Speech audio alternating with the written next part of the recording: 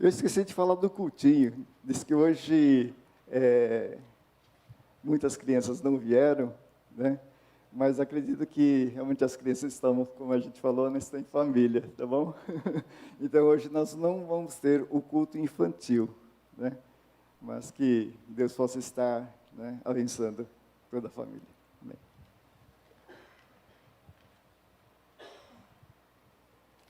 É uma alegria muito grande para nós, nossa família também, estar participando desse culto nesta manhã com a Igreja da Liberdade.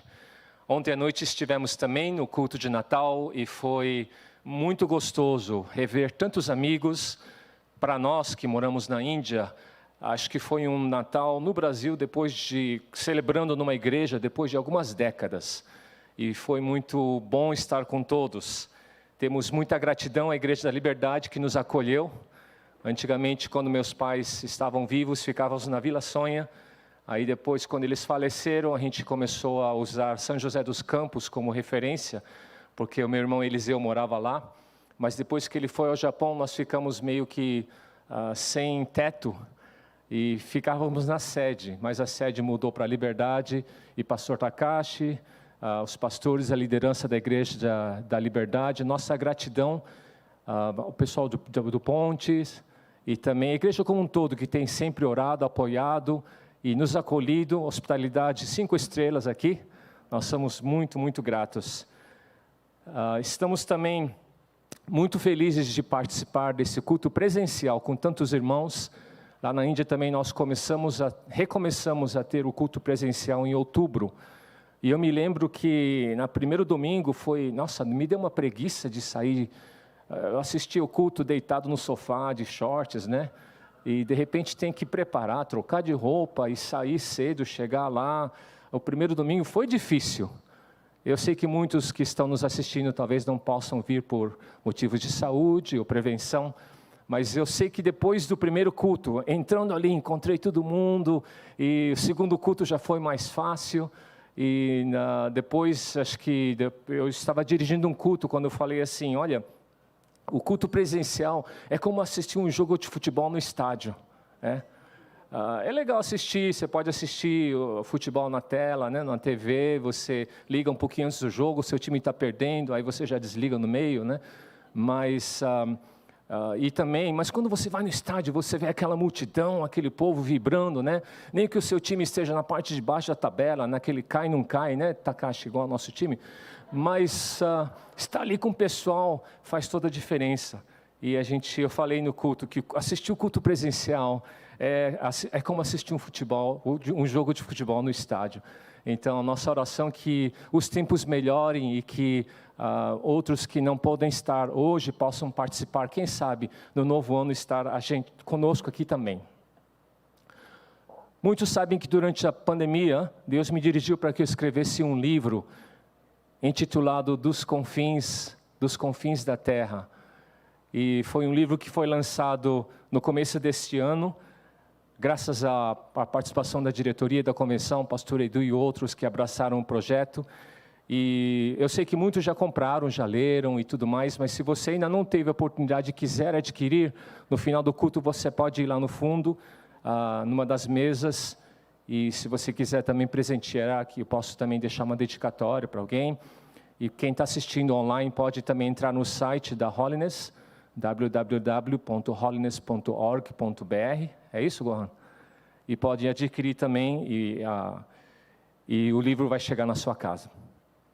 Bom, chega de propaganda. Semana passada nós estivemos participando do culto na Holiness de Jundiaí, no sábado, e no domingo de manhã na Holiness da Vila Sonha. Mas como hoje o culto está também transmitido pelo YouTube, o compartilhamento vai ser um pouco mais diferente, né? Tomando um pouco mais de cuidado e lembrando que nós moramos num dos países mais perigosos para cristãos. No ranking da Portas Abertas, já terceiro ano que ela continua como o 10º país mais perigoso de perseguição extrema. E a gente então toma um pouco de precaução nesse sentido. Alguns dos compartilhamentos, não vai ser uma mensagem bem de Natal, mas um pouco de compartilhamento daquilo que a gente vivencia nesses últimos 28 anos morando e trabalhando lá na Índia. Infelizmente, algumas fotos não vão ser reproduzidas no YouTube, somente para aqueles que estão aqui presencialmente. Eu tenho duas coisas no coração para compartilhar essa manhã. Uma delas está no texto de 2 Timóteo, capítulo 2, versículos 1 e 2. Quanto a você, meu filho, fortifique-se na graça que há em Cristo Jesus.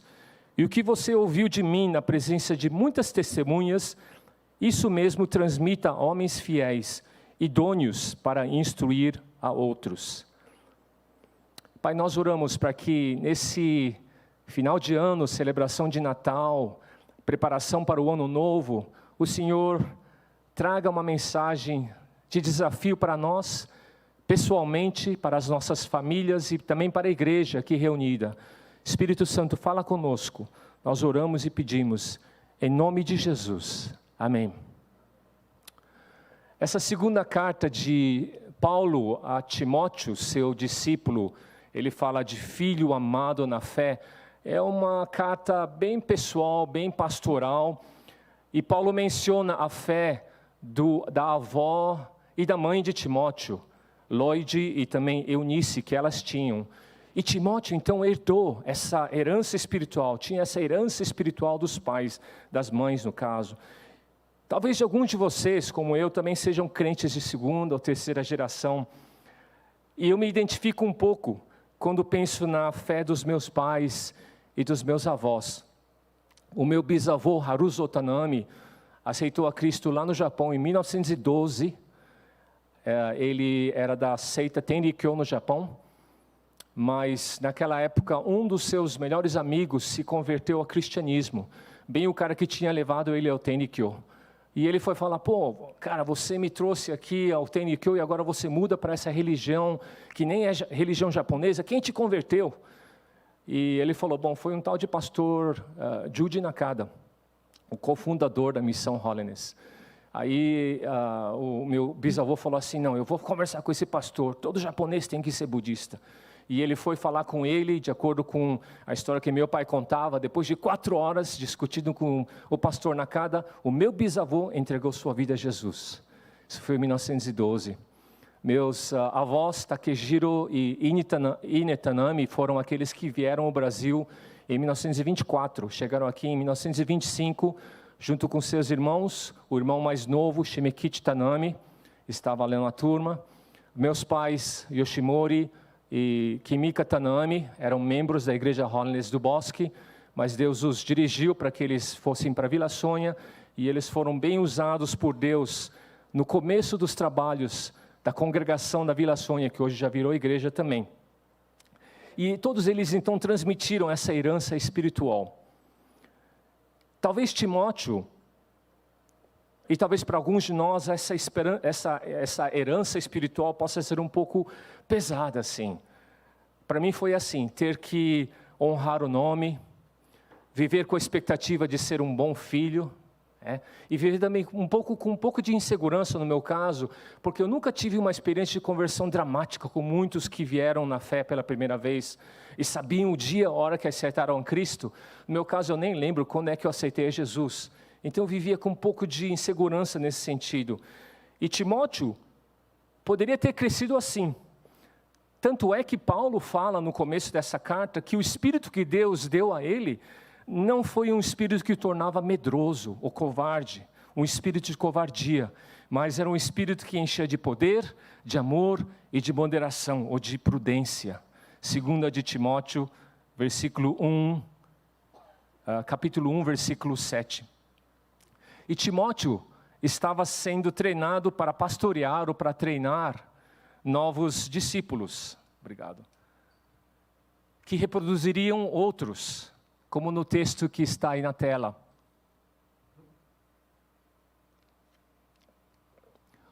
O que você,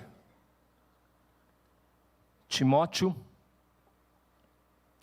segunda geração, o que você, Timóteo, ouviu de mim, Paulo, primeira geração, isso transmita a pessoas, homens e mulheres fiéis, terceira geração, idôneos, capazes para instruir a outros, quarta geração. Paulo, Timóteo, homens e mulheres idôneos, capazes, fiéis, capazes de instruir a outros, a quarta geração. Paulo, então, usa analogias de um bom soldado, a gente não lê essa parte, de um lavrador, e também de um bom atleta que compete de acordo com as regras, quando ele fala sobre participar dos meus sofrimentos. Para nós, uma boa analogia, a gente roda um projeto de BAM na área de esportes também. 4 gerações de cristãos. Isso enfatiza a importância do discipulado. Treinamento e discipulado. Treinamento e discipulado tem sido uma das ênfases do nosso trabalho. E tem sido gostoso vivenciar um pouco desses desafios, alegrias de ver Timóteos e outros sendo capacitados e vendo-os reproduzir também. Em janeiro deste ano, eu tive o privilégio de visitar a base nossa de Dialgão. Uma cidade que fica a 420 quilômetros ao norte de onde nós moramos em Pune. Foi depois da primeira onda, antes da segunda onda, estava ali meio inseguro, né? Usando 2 máscaras, álcool gel, tudo mais. Peguei um trem, 9 horas de viagem, e eu me encaixei lá na parte superior do triliche do trem e fiquei lá, nem saí, né? Com medo do vírus e tudo mais. Mas assim que eu cheguei, o Kagawa já me esperava lá na estação. Kagawa é um indiano, líder da nossa equipe ali. Os pais escolheram esse nome Kagawa em homenagem a um ativista cristão, evangelista e escritor japonês chamado Toyohiko Kagawa. Estranho ver um indiano com nome japonês, né? Ainda mais em hindi, o W e o V têm a mesma consoante. Então, quando ele escreve o nome, ele usa o V. Mas eu usei o W aqui só para melhorar um pouco. Mas o Kagawa estava lá me esperando. As aulas da Escola de Treinamento e Discipulado, que é um curso de 6 meses, de formação de obreiros, ali aconteciam numa sala de um sobrado alugado. E você vê os alunos ali na frente, os obreiros já não tinham muito espaço, sentavam na escadaria, ou se não no corredor que ligava a sala à cozinha. E na aula sobre o coração paterno de Deus, eu falei que muitas vezes nós temos uma visão distorcida de Deus, porque nós projetamos a imagem imperfeita do nosso pai biológico ou afetivo em Deus. Nosso pai não é perfeito, né? Alguns temos pais que são talvez emocionalmente distantes. Meu pai foi assim. Ou um pai autoritário, um pai abusivo, um pai ausente, um pai que é performance driven, talvez um pai tipo super exigente, né? Aquele que você vai na prova, você tira, no boletim está lá A e B, e o seu pai fala: B, meu filho, como é que pode tirar B em física? Então, nem menciona os As, né? E durante o período de ministração, alguns oraram, um deles foi o Naresh, veio à frente, compartilhou como o pai dele havia sido um pai emocionalmente distante. A Jyoti, que é essa moça de jaqueta meio cor violeta, ela contou com lágrima nos olhos como ela foi abusada pelo pai, que frequentemente voltava embriagado para sua casa. E na cozinha, a Varsha, que é uma das nossas voluntárias, estava ali ouvindo as aulas aos prantos. E depois da aula ela veio com seus 2 filhos, pediu que orasse também, aparece nessa outra foto. Ela com os filhos nessa roupa cor amarela. E todos nós sentimos bem a presença do Espírito Santo naqueles dias. Um presente especial para mim foi ter reencontrado o Raul, que é esse menino com jaqueta preto, vermelho e cinza claro. Assim que ele me viu, ele falou: Sir, eu jogava bola com vocês lá em Mumbai. Eu até tenho uma foto com você, ele falou. Eu não lembro dele, mas ele lembra. Na época ele era um hindu, devia ter uns 9 para 10 anos de idade. Hoje, ele não só aceitou a Jesus, mas fruto do trabalho, né, da nossa equipe de evangelização lá em Mumbai, mas está se preparando para servir a Deus. Glória a Deus, amém? Em abril estava marcado para visitar a base de Goa, que foi a base que nós implantamos ali em 1994. Mas foi no pico da pandemia, da segunda onda, e acabei cancelando a viagem, lecionando por videoconferência, nessa mesma escola, chamada Escola de Treinamento e Discipulado. E foi de forma virtual, então. Durante a aula sobre renúncia de direitos, eu tinha ouvido falar que esse rapaz, o Sanjay, ele estava tendo um pouco de atitudes meio rebeldes, o pessoal estava orando, preocupado. Na penúltima aula, eu falei sobre Jesus, que renunciou o seu direito de irar, e ali na cruz perdoou aqueles que estavam crucificando, dizendo, Pai, perdoa-os, porque eles não sabem o que eles estão fazendo. E depois eu dei um tempo para que os alunos orassem, um a um, e eles passavam o microfone para que eu pudesse ouvir também do outro lado, e notei que o Sanjay estava meio irrequieto ali, né, no meio lá da sala, e depois que todos terminaram, o Sanjay ficou ali, né, um pouquinho meio perturbado, de repente ele pegou o microfone e depois começou a orar, Senhor, eu quero mudar, me ajuda, Senhor, e chorando copiosamente. E os outros obreiros e alunos ali, então, se levantaram e oraram por ele, né? Alguns visivelmente emocionados, outros aliviados, né? E Deus estava fazendo uma obra na vida dele. E eu, ali a 600 quilômetros de distância, em Pune, no meu escritório, ali no cantinho, eu louvava a Deus enquanto enxugava minhas lágrimas, porque sabia que o mesmo Espírito Santo que estava falando comigo e através de mim, no escritório meu, estava tocando vidas ali em Goa. Timóteo, o que você ouviu de mim, isso transmita a homens e mulheres fiéis, hábeis para transmitir, para multiplicar, para reproduzir essa fé em outros.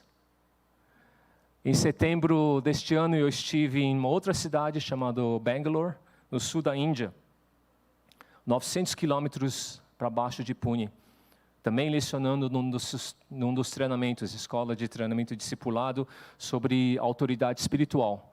Geralmente a gente vai por uma semana. E no penúltimo dia, na quinta-feira, até então estava tudo bem, tudo legal, um grupo legal de uns 15 alunos e mais obreiros. Mas depois do jantar, na quinta-feira, a Sunita veio conversar comigo, juntamente com a Sonali, nomes trocados, mas a Sunita, ela aparentava bem abatida. E ela compartilhou alguns incidentes difíceis na vida dela, especialmente depois que o seu pai faleceu em fevereiro de 2020, antes até da pandemia. E com muita dificuldade ela terminou o seu curso de pós-graduação em zoologia, mas infelizmente ela se envolveu emocionalmente com alguém da igreja, acabou se engravidando, foi forçada a abortar, e desde então ela é atormentada por um espírito de medo e também com um sentimento de culpa e rejeição. É lógico, passou por tantas crises.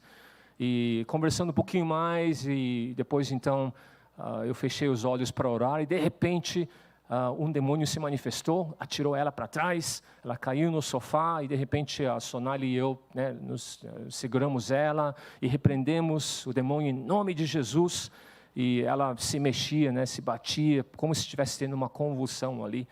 E a partir dali a conversa foi toda de olhos abertos, oração de olho aberto, não dá para bobear. Porque toda vez que eu mencionava o nome de Jesus, ela começava a tremer e parecia que o demônio queria voltar. E foi uma ministração de 2h30, eu até perdi, eu tinha uma outra reunião por Zoom às 9h, mas não podia deixar, falar, o demônio, dá um tempinho que eu tenho uma outra reunião, eu já volto. Foi direto assim, no final nós juntos expulsamos o demônio, existe poder no nome de Jesus, amém? E também pudemos começar a ministrar nas feridas emocionais que ela carregava. Não para terminar, mas é só um começo, Na manhã seguinte, a Sunita, que na foto aparece com uma roupa indiana cor alaranjada, já dá para ver, mas o rosto dela já estava mais radiante, e ela compartilhou como estava se sentindo bem mais leve. Aquele medo que a atormentava tinha desaparecido. E depois da aula, já no último dia, enquanto eu descia as escadarias, me preparava para o meu último almoço, antes de viajar de volta para casa, ela veio agradecer novamente, dizendo que Deus a libertou daquela vida de opressão e de medo. As crises continuam, né? Não estou falando que tudo melhorou. Teve altos e baixos e recaídas, né? Mas Deus tem sido bom, transformado vidas. Essa ETED, a Escola de Treinamento e Discipulado, é um curso básico de formação de obreiros. E nós trabalhamos nas áreas de formação de caráter, a gente usa a palavra discipulado, e de competência, a gente usa a palavra treinamento. E alguns, como a Sunita e outros, têm até um encontro, um momento de reconciliação com Deus nas primeiras semanas. Muitos vêm muito feridos, né, a esses cursos. E uma das palavras-chave nesse trabalho de formação de caráter e competência tem sido para nós o Salmo 78, 72. Essa segunda parte que eu quero compartilhar. Isso já pode transmitir no YouTube também. Salmo 78, 72, que diz: E ele, Davi, os apacentou segundo a integridade do seu coração e os dirigiu com sábias mãos. A NVI fala o seguinte: E de coração íntegro, Davi os pastoreou, com mãos experientes os conduziu. Kevin Manoia, no seu livro The Integrity Factor, fala das duas dimensões de liderança e compara um iceberg. A parte visível, você vê na foto aí, é a nossa performance, é a nossa competência. E a parte de baixo, que é a massa maior do iceberg, que não é visível, é a nossa fundação, é o caráter. Ambos são importantes, né? Ambos são necessários, mas muitas vezes a gente acaba só enfatizando mais a parte visível. Davi não foi um cara perfeito, a gente sabe que ele pisou na bola aqui e ali, mas ele tinha essa combinação de um coração íntegro e mãos experientes, mãos sábias, mãos hábeis. E aí, como está a sua vida? Bom para refletir, como o Davi falou, né? Final de ano. Como está a nossa vida? Será que temos crescido no caráter, no conhecimento e na comunhão, no andar com Deus? E como temos desenvolvido as nossas aptidões, a nossa competência, a parte de cima do iceberg? Coração íntegro, caráter, e mãos hábeis, competência, discipulado e treinamento, ambos para a glória de Deus. Amém? Que na nossa caminhada, na nossa vida cristã, onde Deus colocou você, que nós nos lembremos, então, do nosso chamado para sermos Timóteos, né? Que compartilhemos aquilo que nós recebemos dos nossos discipuladores, dos nossos mestres, dos nossos pais espirituais. Compartilhemos a homens e mulheres fiéis, idôneos para instruir outros. Quem sabe seja uma ênfase, eu sei que a igreja tem esse programa de discipulado, quem sabe seja uma ênfase, especialmente se você não faz parte, de repente você que também está assistindo e queira fazer, pode entrar em contato com a igreja, mas que faça parte ativa desse processo de multiplicação, porque foi assim desde Paulo, Timóteo e o crescimento da igreja. E também que nos lembremos da importância de desenvolver em nós e em nossos discípulos, tanto o caráter quanto a competência. Um coração íntegro, mas também mãos hábeis, ambos para a glória de Deus. Eu queria terminar passando um vídeo, uma música que eu compus muito tempo atrás, mas nunca tive chance nem tempo de gravar, mas ano passado, durante o lockdown, eu e a Daniele, que é a outra filha que não está aqui, esqueci de apresentar, mas a minha esposa, antes de terminar a pregação, Isabel está aqui, a Karina, a primeira filha, o Lucas, o caçula, eu sei que muitos já encontraram. A Daniele é que não veio, e ela que canta comigo nesse vídeo, é a música Heart of David, Coração de Davi, baseada exatamente no Salmo 78, 72. Está em inglês, mas aparece a legenda lá embaixo. E que a gente possa fazer dessa oração, desse salmo e dessa oração, dessa música, a nossa oração, o nosso compromisso para 2022, sermos mais ativos na obra do Senhor. Deus os abençoe.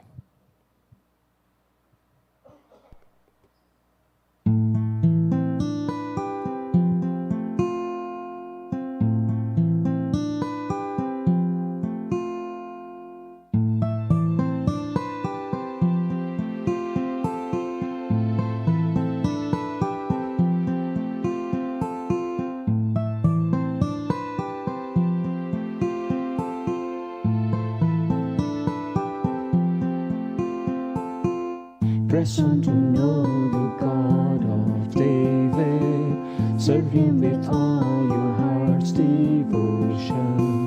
Devote your mind to follow Him always.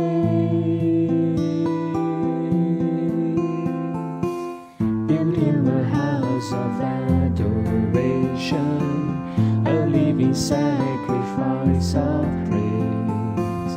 Inquire of the Lord in all your ways.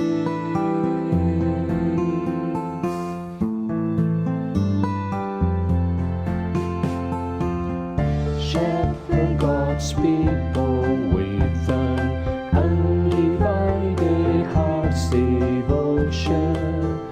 Lead them with clean and skillful hands.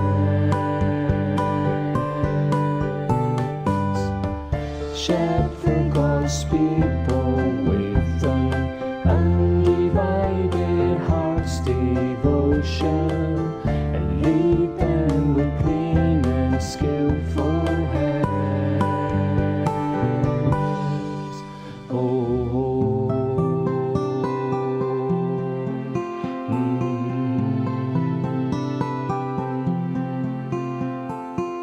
Press on to know the God of David. Serve Him with all your heart's devotion. Devote your mind to follow Him always. Build Him a house of adoration, a living sacrifice of praise. Inquire of the